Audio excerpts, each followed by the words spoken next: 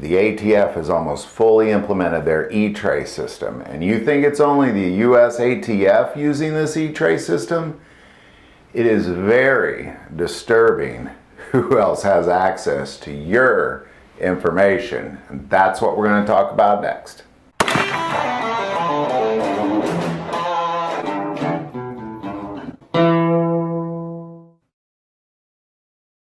As the ATF continue to implement and almost fully implement their eTrace system, what is taking place is definitely not being talked about really anywhere that I can find, because there's a lot happening with this new eTrace system that is really terribly illegal.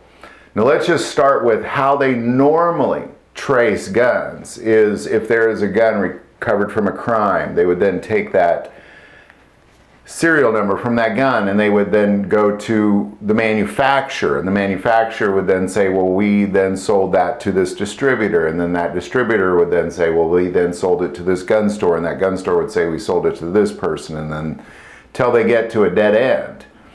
And typically they're very successful at it. It's a slow process, but it's illegal to have a registry. So of course what the ATF had always done is they just had piles of papers everywhere, just billions probably, just of papers just everywhere.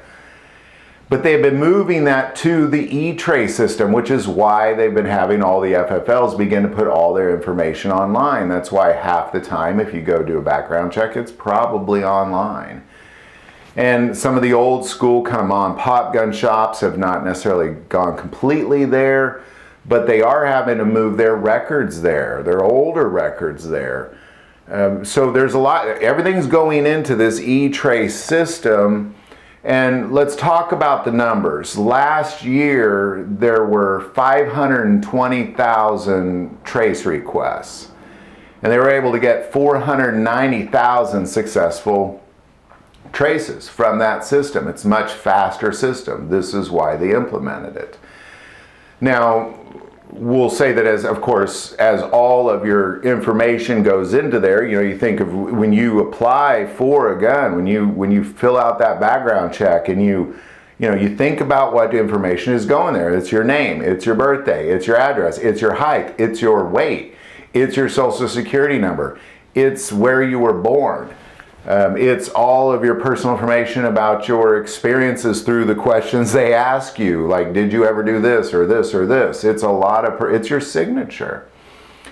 Well, according to Tyart Amendment from 2008, they're not allowed to share any of that personal information with any organization or anybody within the U.S.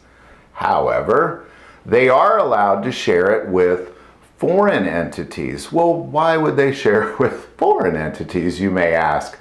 Well, because there is a giant number of foreign countries who are also using the ATF's eTrace system.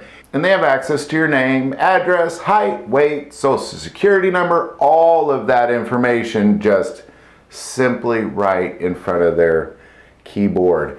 Now, how many people, you might ask? Well, 17,000 foreign entities, 17,000 people that do not belong in the do not live or reside in the U.S. 17,000 people have access to that eTrace. Well, which countries, you might ask? Well, I'm not even going to say them. I'm just going to let them start scrolling across the screen here, because there's just too many of them to talk about. This would become a much larger video if I just sit here and listed all of the countries. And I'm sure you're noticing as these countries are scrolling across the screen, wait a second, a lot of these are very corrupt countries. Wait a second, a lot of these are very anti-gun countries. These countries have access to my name, my address, my social security number, my height, my weight, all my personal information I've ever put on a gun application? Yes, they do. That's the reality of this situation. And people aren't talking about it, and it has to be addressed. This has to be addressed. Certainly, I'm not an attorney, but certainly this isn't legal. And the sheer volume of corrupt countries that have access. Now let's talk about the numbers here. You know, who knows how many people have applied for a gun over the last several years? Hundreds and hundreds and hundreds and hundreds and hundreds of thousands, millions and millions and millions and millions of people. And all of this information, all of these the U.S. American names and addresses and height and weight and social security numbers and places of birth and all that information, you know, here it is, it continues to scroll.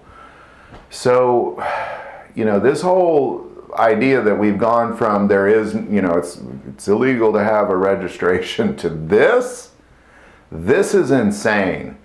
And this definitely has to be addressed. So any thoughts or insight on any of this, definitely put it in the comments below. I just kind of want to start the dialogue on it going, because this is not okay. If you like this video, click like and subscribe. Feel called to support the channel with Patreon. That link is below. But the most important part of this channel, we take prayer requests. So please don't ever hesitate to send that in. Thank you for watching this episode of God, Family, and Guns. And as always, love God, love your family, love guns.